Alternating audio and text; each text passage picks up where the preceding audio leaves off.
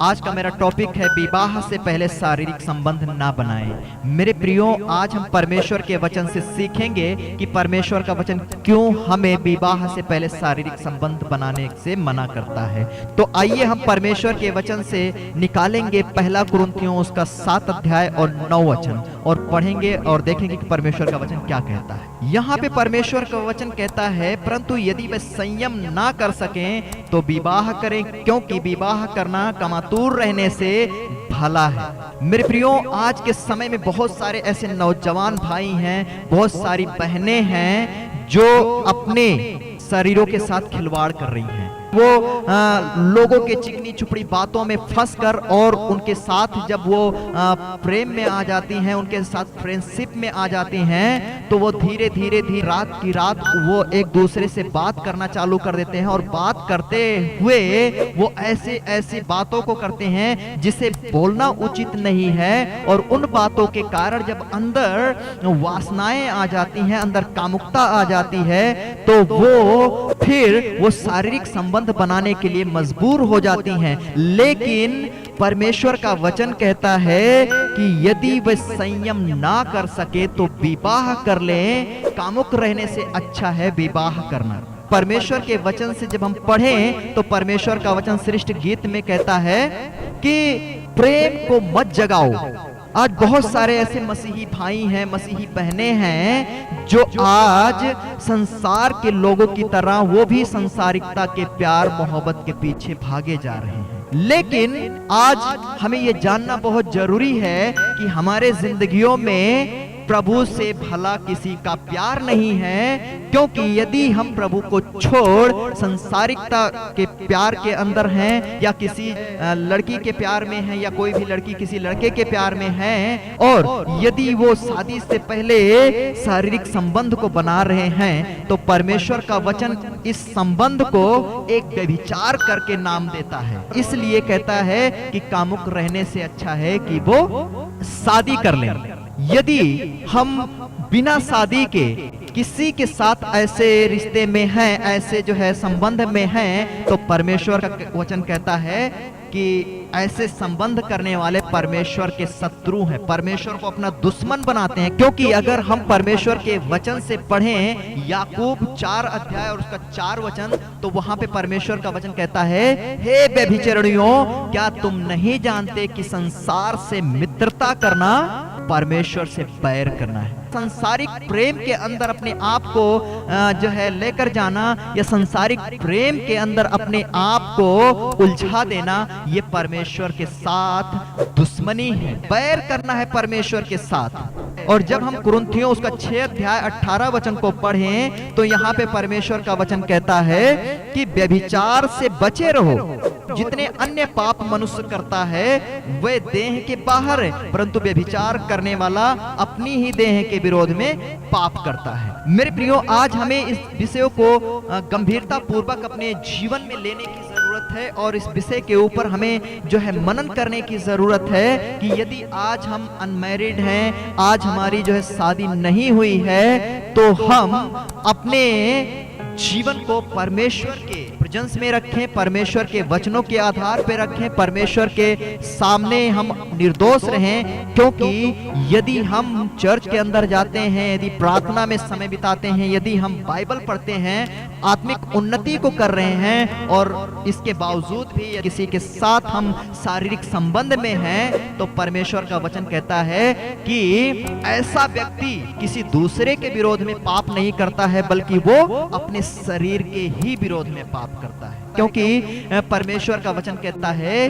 कि जितना पाप इंसान करता है, मनुष्य करता है, चाहे वो स्त्री हो या पुरुष हो, जितने भी पाप करते हैं वो अपने देह के बाहर करते हैं, लेकिन व्यभिचार करना देह के विरोध में है। इसलिए परमेश्वर का वचन कहता है व्यभिचार से बचे रहो। व्यभिचार से क्या करो? बचे रहो। लेकिन आज हम लोगों के चिकनी चुपड़ी बातों में आकर व्यभिचार में इस तरीके से गिर जाते हैं जैसे कि चाय में मक्खी, और हम बहुत बड़ी डीगे मारते हैं नहीं नहीं, हम तो बाइबल पढ़ते हैं भाई, हम तो प्रार्थना करते हैं, हम तो पवित्र लोग हैं, और जब प्रभु आएगा तो हम सीधा प्रभु के साथ उठा लिए जाएंगे। लेकिन मेरे प्रियो, परमेश्वर का वचन कहता है नीति वचन 6 अध्याय 32 वचन के अंदर कि परंतु जो पर स्त्री गमन करता है वह निरा निर्बुद्धि है, जो अपने प्राणों को नष्ट करना चाहता है वही ऐसा करता है। जो अपने प्राणों को तुच्छ जानता है, जो अपने प्राणों को नाश करना चाहता है, जो अपने प्राणों को नरक के अंदर ले जाना चाहता है, वही पर स्त्री गमन करता है। अन्यथा जिसे परमेश्वर का डर है, जिसे परमेश्वर का भय है, जिसे पवित्रता की चिंता है, वो कभी भी अपने बॉडी के साथ में, अपने शरीर के साथ में पाप नहीं कर सकता। क्योंकि यहाँ पे परमेश्वर का वचन कहता है पर स्त्री गमन करने वाला, पर पुरुषगामी करने वाला, या पति को छोड़ या दूसरे किसी के साथ में रिलेशन में रहने वाली स्त्री, वो अपने ही प्राणों को नष्ट करना चाहती है। और आज कई बार हम सोचते हैं कि कोई बात नहीं है, हम तो माफी मांग लेंगे। और बहुत सारी ऐसी बहनें हैं, बहुत सारे ऐसे भाई हैं, जब उनसे बात किया जाए कि बहन आप परमेश्वर के विरोध में पाप कर रहे हैं, भाई आप परमेश्वर के विरोध में गलती कर रहे हैं, परमेश्वर आपको जो है चेतावनी देता है, तो बहुत सारे लोगों का ये कहना है कि कोई बात नहीं, हम परमेश्वर से माफी मांग लेंगे। बीते समय में मैं और मेरी पत्नी किसी परिवार से मिले और उनसे जब बात करने लगा तो क्या पता चला कि वो बहुत ही खतरनाक तरीके से व्यभिचार के अंदर हैं। अपने पति से अलग होकर वो दूसरे जगह में अडल्ट के अंदर अपने जीवन को जी रहे हैं। और जब उनसे बात किया तो वो बोल रहे हैं हम तो चर्च के अंदर ही पैदा हुए, कोई बात नहीं, यदि हम पाप कर रहे हैं तो दूसरा बपतिस्मा ले लेंगे। मेरे प्रियो, आज यदि हम ऐसी अपने अंदर धारणाएं रखते हैं, ऐसे हमारी मानसिकता है कि हम दूसरा बपतिस्मा ले लेंगे, तीसरा बपतिस्मा ले लेंगे, चौथा बपतिस्मा ले लेंगे, तो आज अपनी जिंदगियों को परमेश्वर के करीब लेकर आएं और माफी मांगे परमेश्वर से। क्योंकि परमेश्वर का वचन कहता है एक ही प्रभु, एक ही परमेश्वर, एक ही बपतिस्मा है। और यदि हम एक बार सच्चाई की पहचान प्राप्त कर ले और फिर जानबूझकर पाप करें, तो फिर हमारे लिए कोई बलिदान बाकी नहीं है। एक ही चीज बाकी है, वो है जो विरोधियों को भस्म करता है, नरक का आग।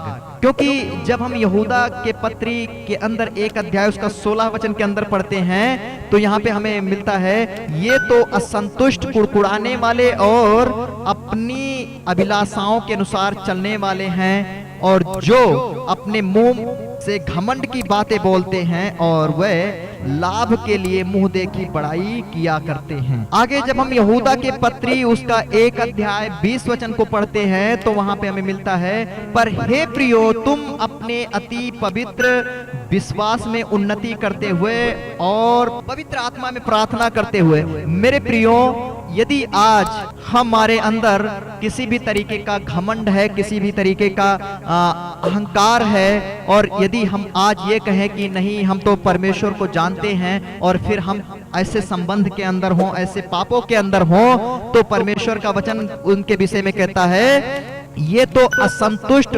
कुड़कुड़ाने वाले और अपनी अभिलाषा के अनुसार चलने वाले हैं। परमेश्वर को तो ओठों से जानते हैं, नाम से जानते हैं, लेकिन उसकी मर्जी क्या है, उसकी मानसा क्या है हमारे जीवनों के प्रति, वो नहीं जानते हैं। और प्रभु के नाम को केवल अपने अभिलाषा के लिए लेते हैं। ये लोग कोई आत्मिक नहीं होते हैं, कोई ये लोगों के अंदर जो है आत्मिकता की बातें नहीं होती है। इनका सिर्फ और सिर्फ मानसिकता होती है कि ये शरीर की इच्छाओं को पूरा करें और परमेश्वर के आत्मा के विरोध में पाप करें। मेरे प्रियो, आज हमें इस बातों को जानने की बहुत जरूरत है कि यदि हम विवाह से पहले शारीरिक संबंध में हैं तो वो संबंध हमें परमेश्वर के प्रेजेंस से, परमेश्वर के आत्मा से, परमेश्वर के उपस्थिति से दूर कर देगा, और यहाँ तक कि हमारे प्राणों को नाश कर देगा। क्योंकि यदि हम व्यभिचार के अंदर हैं, यदि हम शादी से पहले किसी संबंध के अंदर हैं, तो हम परमेश्वर के राज्य में कभी भी नहीं जा सकते। यदि हम परमेश्वर के वचन को पढ़े, पहला कुरिन्थियों उसका 9 अध्याय 27 वचन, तो यहाँ पे परमेश्वर का वचन कहता है, परंतु मैं अपनी देह को मारता कूटता और वश में लाता हूँ, ऐसा ना हो कि औरों को प्रचार करके मैं आप ही इसी रीति से निकम्मा ठहर जाऊं। मेरे प्रियो, आप इस संसार के अंदर एक ज्योति के समान हैं। आप नगर और पहाड़ पे बसे हुए एक ज्योति हैं, जिसको परमेश्वर ने इसलिए रखा है कि आपके द्वारा आपके नगर के लोग, आपके द्वारा आपके सिटी के लोग उस रोशनी को प्राप्त करें जिस रोशनी से लोगों का उद्धार होगा। इसलिए यदि आज आप प्रभु यीशु मसीह के नाम में बचाए हुए लोग हैं, और यदि आप अपने आप को एक मसीही कहते हैं, यदि आप प्रभु में उद्धार का अनुभव कर चुके हैं और किसी कारणवश किसी के बहकावे में, किसी के चिकनी चुपड़ी बातों में आकर यदि आप ऐसे संबंध में फंस चुके हैं, तो आप अपने आप को परमेश्वर के सामने लेकर आएं और परमेश्वर से माफी मांगें, परमेश्वर से आप पश्चाताप करें और फिर से पवित्रता का जीवन जिएं, अपने मसीही जीवन को उन्नति में बनाएं, आत्मिकता में आगे बढ़ें, परमेश्वर के कार्य को आगे बढ़ाएं। क्योंकि यहाँ पे हम जब पढ़ते हैं तो पौलुस कहते हैं, परंतु मैं अपनी देह को मारता कूटता अपने वश में लाता हूं कि मैं दूसरों को शुभ समाचार प्रचार करके खुद ही निकम्मा ना ठहर जाऊं, खुद ही दोषी ना ठहर जाऊं। इसलिए मेरे प्रियो, हमें परमेश्वर के पास आना है, क्योंकि गलती किसी से भी हो सकता है। पाप में गिर जाना बड़ी बात नहीं है, बट गिर के उसी में पड़े रहना ही बहुत खतरनाक है। और जो गिर गया और फिर प्रभु के नाम से उठ गया, उसे परमेश्वर कहता है, यदि धर्मी जन 7 बार भी गिरे तो मैं उसे उठाकर खड़ा करूंगा। मेरे कहने का मतलब ये नहीं है कि आप पाप करें, आप ऐसे संबंध में रहें। अगर आप परमेश्वर के लिए जीवन जी रहे हैं तो आप इन सारे संबंधों से दूर रहें। और यदि हम अपने शरीरों की प्रक्रियाओं को पूरा कर रहे हैं तो हम परमेश्वर के राज्य में कभी भी नहीं पहुंच सकते। क्योंकि जब हम गलातियों के पत्री और उसका 5 अध्याय 19 से 21 वचन तक पढ़ते हैं, तो यहाँ पे हमें शारीरिक कार्य के विषय में मिलते हैं। हमें परमेश्वर के राज्य से, परमेश्वर के सामर्थ्य से, परमेश्वर के प्रेजेंस से दूर लेकर चली जाती हैं। इसलिए हम जब पढ़ते हैं तो यहाँ पे इस प्रकार से लिखा हुआ है, शरीर के काम तो प्रकट हैं, अर्थात व्यभिचार, गंदे काम, लूचपन, मूर्ति पूजा, टोना, बैर, झगड़ा, ईर्षा, क्रोध, विरोध, फूट, विधर्म, डाह, मतवालापन, लीला करना और इनके जैसे और बहुत से काम हैं, जिनके विषय में मैं तुमसे पहले से कह देता हूँ, वरन पहले कह भी चुका हूँ कि ऐसे ऐसे काम करने वाले परमेश्वर के राज्य का वारिस ना हो। मेरे प्रियो, यदि आप एक मसीही जीवन जी रहे हैं तो अपने उस समय को याद करिए कि जब आप संसार के अंदर फंसे हुए थे, सांसारिक कामों में फंसे हुए थे, सांसारिक कामों में फंसे हुए थे और सांसारिक रीतियों के अनुसार चल रहे थे। और इस वचन में जो हमने पढ़ा शरीर के कामों के विषय में, इनमें से हर एक कामों में जब फंसे हुए थे और जब परमेश्वर ने आपको अपने अनुग्रह के द्वारा अपने पास बुलाया, तो आपने बहुत सारे गवाहों के सामने ये अंगीकार किया कि अब मैं संसार के साथ नहीं, बल्कि संसारिकता को छोड़कर मसीह यीशु के साथ अपने आगे के जीवन को जीऊंगा, आत्मिक उन्नति करूंगा, आत्मिकता में आगे बढ़ूंगा और प्रभु की सेवा में अपने शेष जीवन को लगाऊंगा। तो यहाँ पे हमें जानना बहुत जरूरी है, यदि आज भी हम ऐसे शारीरिक कामों के अंदर पाए जाते हैं तो अपने उस समयों को याद करें, क्योंकि यहाँ पे पौलुस कहते हैं ऐसे ऐसे काम करने वालों का परमेश्वर के राज्य में कोई मिरास नहीं है। हालेलुया। आगे जब हम प्रकाशित वाक्य के पुस्तक उसका 21 अध्याय 8 वचन को पढ़ें तो यहाँ पे हमें और भी कुछ बातें लिखा मिलता है। प्रकाश, परंतु डरपोकों और अविश्वासियों और घिनौनों और हत्यारों और व्यभिचारियों और टोनहाओं और मूर्ति पूजकों और सब झूठों का भाग उस झील में मिलेगा जो आग और गंधक से जलती है। ये दूसरी मृत्यु है।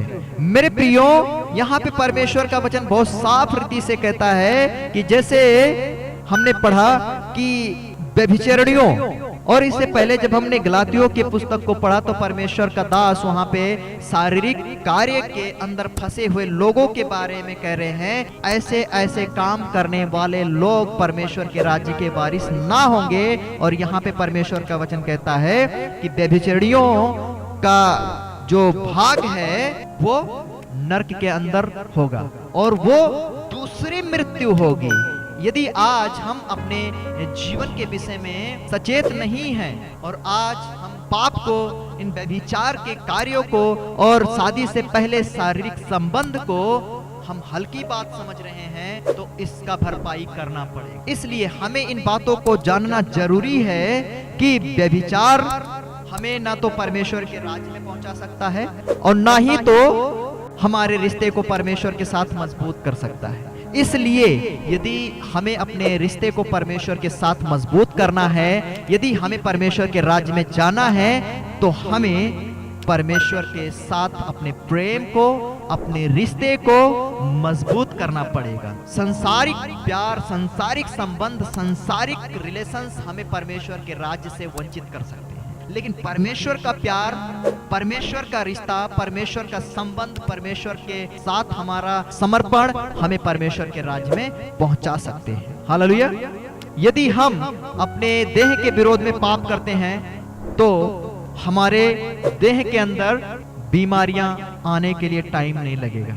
इसलिए व्यभिचार से बचे रहें, व्यभिचार से बचे रहें और उससे भागें। व्यभिचार बहुत खतरनाक चीज है जो आपकी पत्नी से भी अलग कर देगा, परमेश्वर से अलग कर देगा, आपको आपके समाज से अलग कर देगा, आपको आपके घराने से अलग कर देगा। व्यभिचार एक ऐसा मीठा जहर है कि जो आपको परमेश्वर से अलग कर देगा, परमेश्वर के प्रेजेंस से अलग कर देगा, आपको, हालेलुया, आपको अनंत जीवन से दूर कर देगा, आपको आपके पत्नी से दूर कर देगा, आपको आपके परिवारों से दूर कर देगा और आपको व्यभिचार बीमारियों के अंदर भी डाल देगा। इसलिए व्यभिचार से बचे रहें। परमेश्वर आपको इस वचन के द्वारा आशीष दे। सबको जय मसीह की। आगे हम देखेंगे प्रेम संबंध विवाह से पहले ना बनाएं।